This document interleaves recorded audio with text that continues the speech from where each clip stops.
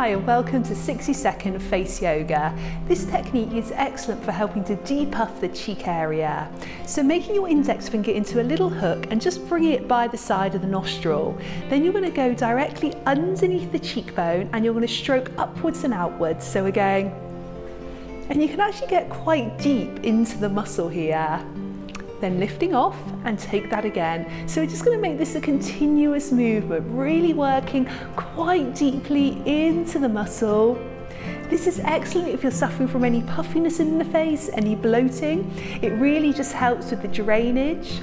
It's also very good for brightening the cheek area. So if your cheeks are looking a little bit dull or your skin's looking a little bit lackluster, this is an excellent technique to use. And let's just do 4 more of those. Stroking up, lifting off. And twice more. And gently releasing.